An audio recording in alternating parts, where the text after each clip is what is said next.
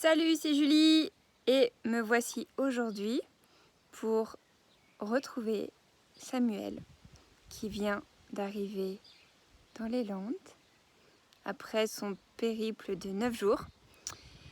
Salut Samuel. Salut. Alors, tu viens d'arriver à la maison. Qu'est-ce que ça te fait là, tes premiers mots à chaud comme ça? J'en ai plein les pattes et en même temps, je me demande comment je vais faire les prochains jours à plus faire de vélo. Donc à la fois, je sens que cette dynamique d'être en mouvement, j'ai besoin de continuer à rester en mouvement, que ce soit le corps mais aussi la pensée. Énorme. Est-ce que tu as déjà des pistes?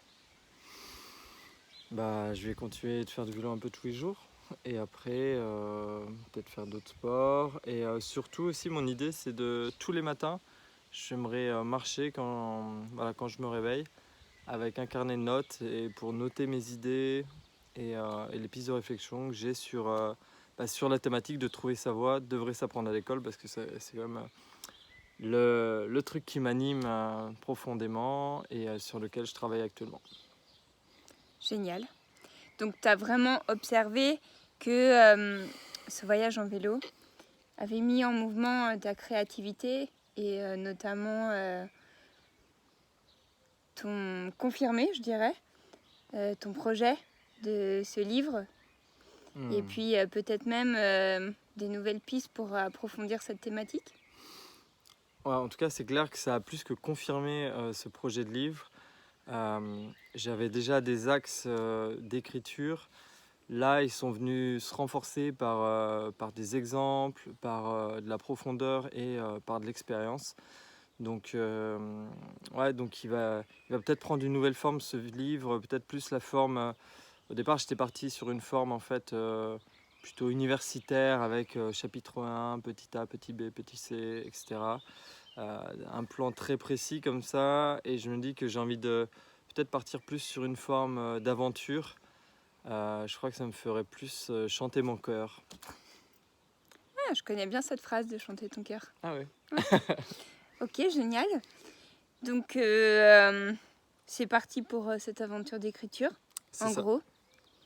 Et est-ce qu'il y a quelque chose que tu voudrais partager là à chaud qui est présent et important? Ouais, le truc qui est là à chaud, c'est vraiment quand on a un rêve, une idée, un projet, de pas le lâcher en fait, de le faire parce que c'est possible en fait, de réaliser ses rêves, même s'ils sont grands. Peut-être on peut commencer par des petits pas, mais en tout cas c'est vraiment possible et ça demande juste un minimum d'organisation en amont. Mais en tout cas, ce que j'ai vraiment appris, c'est que la fin justifie les moyens et même si on n'a pas trop les moyens, eh bien le plus important c'est quand même de se mettre en mouvement et d'y aller et d'agir pour incarner ce qu'on porte en nous en fait, nos rêves, nos valeurs, nos aspirations, que ce soit individuelles ou qui puissent servir le collectif. Génial. Donc là, est-ce qu'on pourrait dire que ce voyage à vélo fait partie d'un grand rêve? Ouais, Ou... c'est le début d'un... En tout cas, c'était un rêve que j'avais l'année dernière de commencer à voyager dans les écoles à vélo, d'aller rencontrer les enfants et les parents. Et donc là, c'était une première phase test pour voir comment je me sentais dans ces conditions. Et puis aussi le fait de faire quelque chose de nouveau qui sortait de ma zone de confort, qui était d'aller rencontrer des enfants dans les écoles primaires et puis des parents. Autour de cette thématique de trouver sa voie, devrait s'apprendre à l'école. Voilà, donc ouais, c'est ça. Super. Alors moi j'ai deux petites questions encore. La première c'est donc avec les enfants que tu as rencontrés là dans les écoles, est-ce qu'il y a quelque chose que tu aimerais partager qui t'a marqué de ces enfants qui sont plutôt du coup des enfants qui sont dans des écoles alternatives? Alors, C'est sûr que la différence avec les écoles de pédagogie, on va dire classiques, ou en tout cas d'État, euh, la grande différence, c'est vraiment une liberté d'être. Euh, ouais, c'est vraiment cette notion de liberté qui est très ancrée chez eux. Alors que, ouais, en effet, dans les autres écoles, on retrouve plus une forme de... Enfin, liberté et joie, en fait, aussi. Alors que, voilà, dans les autres écoles, j'observe moins cette liberté et aussi beaucoup moins de joie. Euh, voilà, ça c'est vraiment une première observation à chaud. Et puis aussi, ils ont des rêves, enfin voilà, ils ont des yeux qui pétillent. Ils sont pas éteints, quoi. Il y a vraiment quelque chose, il y a vraiment un mouvement de vie en eux qui est actif, quoi.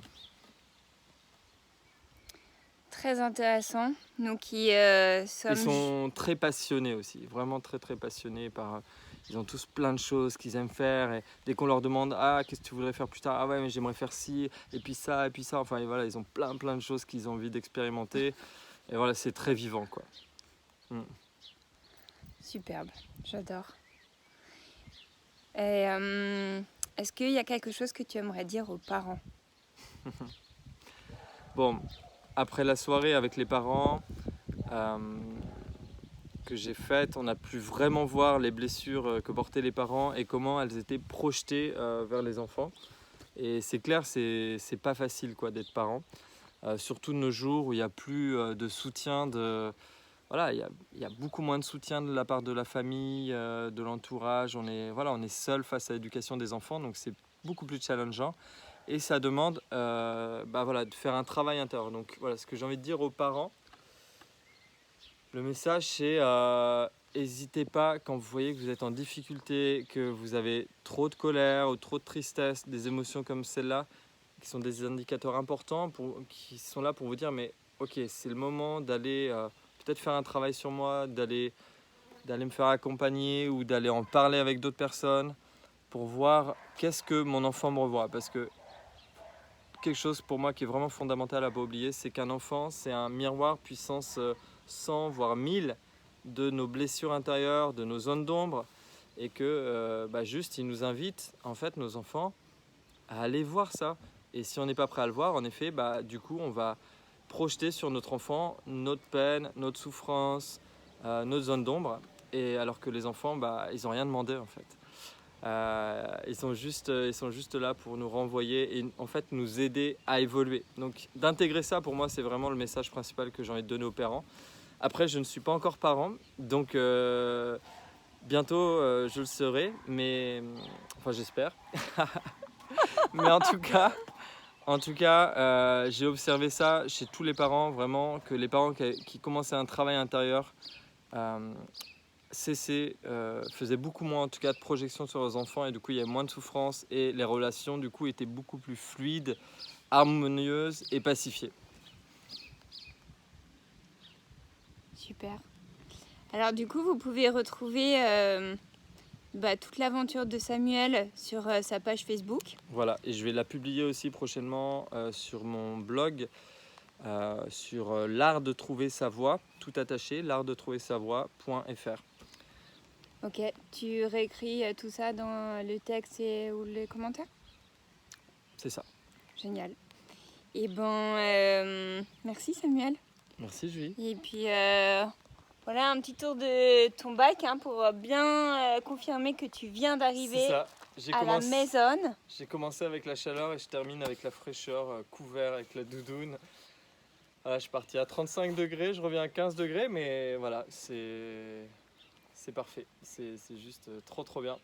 Donc si vous avez envie de voyager, faites-le, même si c'est un jour, 2 jours. Allez-y, explorez, sortez des sentiers battus, allez découvrir des endroits qui vous font plaisir, des endroits dont vous rêvez de découvrir, en fait, juste pour nourrir un peu de nouveauté à l'intérieur de vous et venir nourrir cette créativité et ce ressourcement. Donc, mettez-vous en mouvement, mettez la vie en mouvement à l'intérieur de vous et la vie se mettra en mouvement.